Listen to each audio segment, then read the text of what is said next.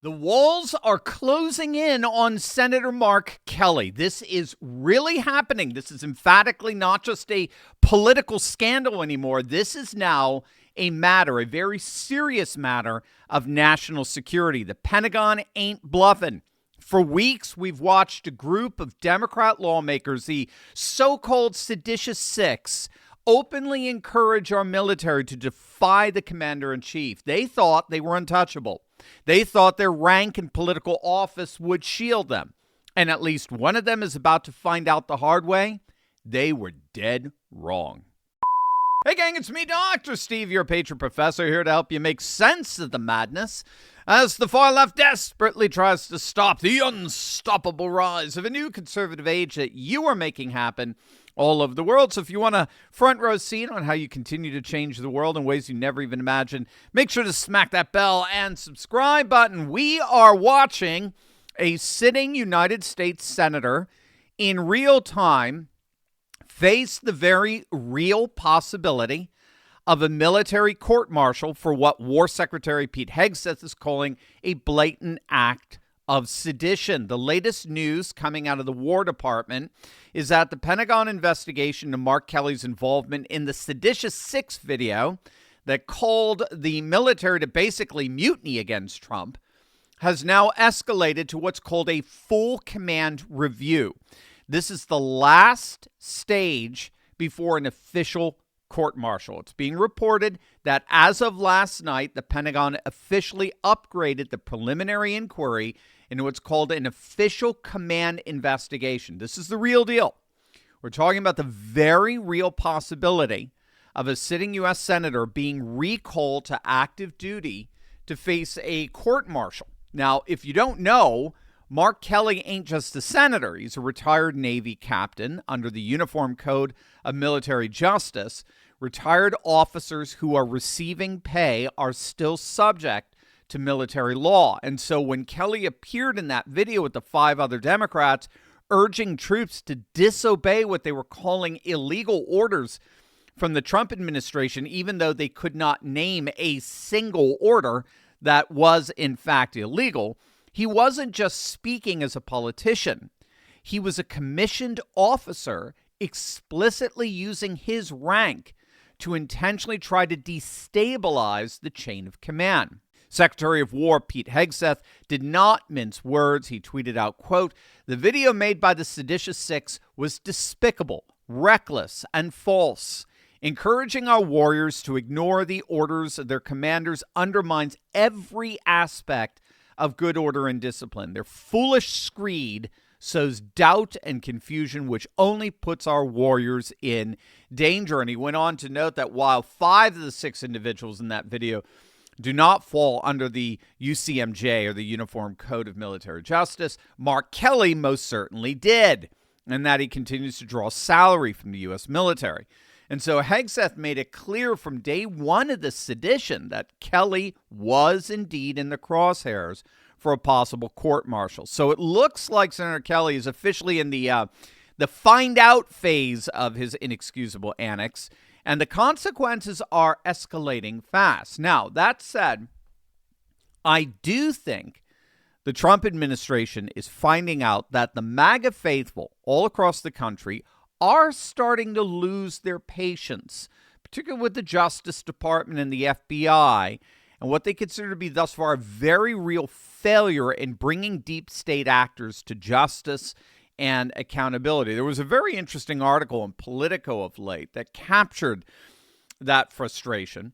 So for months, millions of Trump supporters have been waiting with anticipation for the moment of accountability. So during the 2024 campaign, Trump promised to dismantle the deep state, to finally expose and prosecute the officials, the unelected bureaucrats, the political operatives that have all been conspiring against Trump and his supporters for years. And he assured his base that his second term would be different. It would be unrestricted. It would be consequential.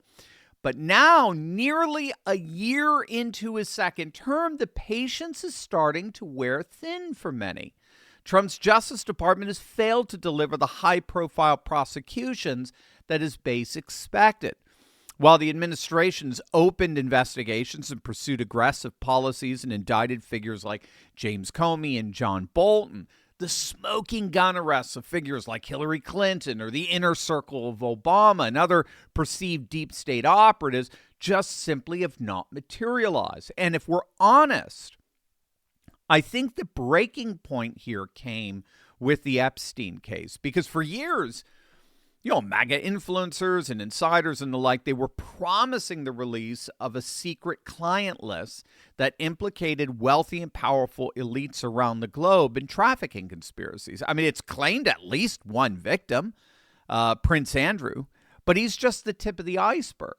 And then you had the Justice Department openly deny that any such list exists, contradicting Attorney General Pam Bondi's own public statements that she had the list on her desk.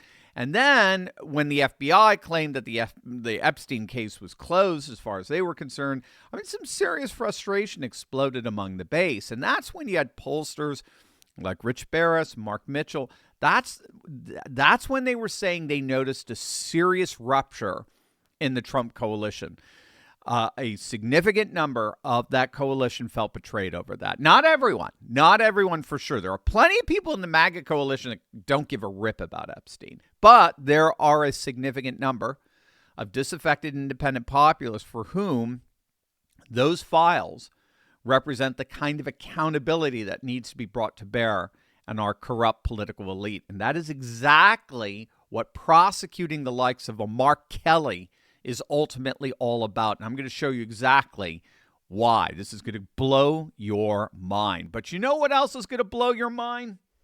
This. It's cocoa powder that actually does three things that a number of companies out there would charge you 10 grand for.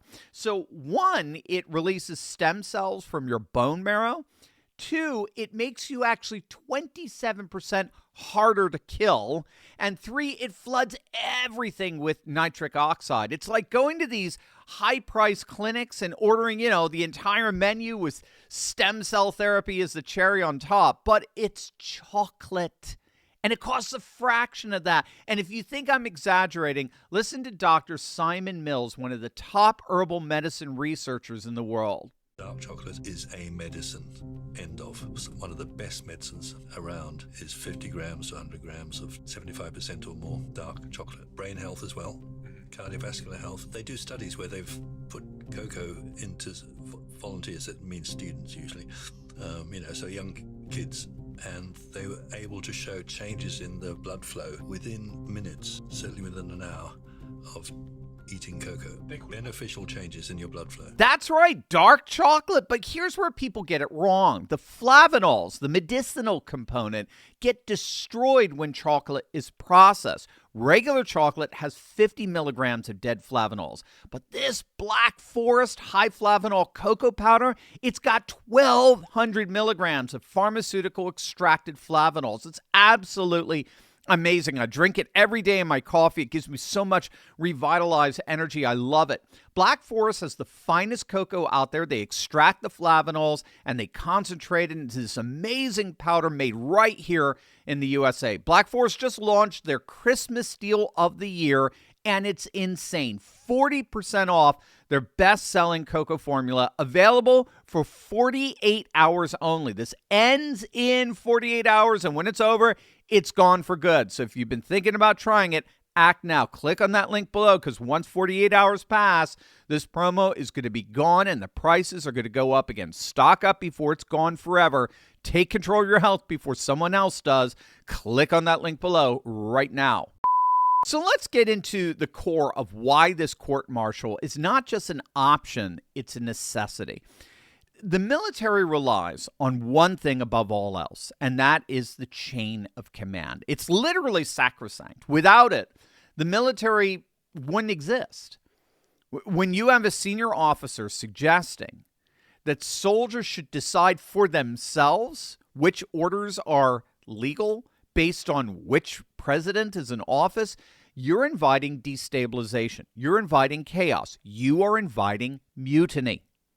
Now, as Secretary Hegseth pointed out, refusing an order you personally feel is questionable is actually illegal under the UCMJ. Ambiguity in the military gets people killed.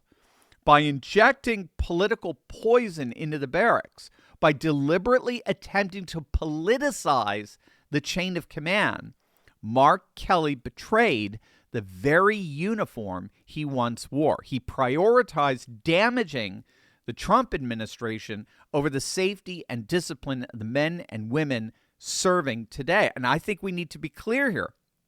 This is emphatically not about punishing a Democrat. Okay? As tempting as that might be, it's fundamentally not about punishing. If these were Republicans, we should be up in arms. It's about preserving the military as an institution. If retired officers are allowed to lead soft mutinies from the Senate floor without consequence, we don't have a military anymore. We have armed political faction. We have tribalized militias. We don't have a military. We have Mogadishu. We basically have warlords. What's so key here is that the Trump administration is not weaponizing the military justice system as so many in the legacy media are accusing them of doing. They're restoring it. They are restoring military justice. They're sending a very clear message. You could be a senator or you could be a retired officer, but you can't use one title to destroy the discipline of the other. Mark Kelly wanted to play a very dangerous game with military discipline. Now he's finding out that the Uniform Code of Military Justice plays for keeps. So this is an investigation that's moving at lightning speed. It really does look as if the Trump administration is going to pursue court-martialing here, which would be pretty astonishing. And if I just think in the end, Kelly crossed the wrong people here. They are clearly very, very upset, and they want to make an example out of this guy. So we could be seeing charges filed within weeks. If Mark Kelly is court-martialed, if a U.S. senator is court-martialed, it will be the biggest political earthquake in decades. But it's one that's not just politically necessary to satisfy the MAGA base. It's necessary for the very integrity of our national security. So we'll obviously be keeping a very close eye on how things play out. But I want to know what you think. Are you losing patience with waiting to see the perp walks of deep state actors?